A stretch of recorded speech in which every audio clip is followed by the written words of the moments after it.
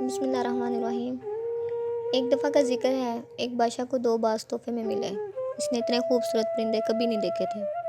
बादशाह ने दोनों परिंदे अपने मुलाज़िम को दिए कि वो इनकी तरबियत करें। एक दिन मुलाज़िम ने बादशाह को बताया कि एक परिंदा ऊंची उड़ान उड़ रहा है और दूसरा जिस दिन से आया है अपनी शाख से नहीं उड़ पा रहा। बादशाह ने ममलिकत के तमाम मुआलजों और जादूगरों को तलब कर लिया, लेकिन कोई इस बाज़ को ना उड़ा सका। बादशाह ने अपने मशीरों के सामने ये मसला रखा। घंटे दिन और दिन महीनों में ढल गए, लेकिन बाज़ ना उड़ सका। बादशाह ने किसी ऐसे शख्स को बुलाने का फ़ैसला किया जो कुदरत से गहरी दिलचस्पी रखता हो।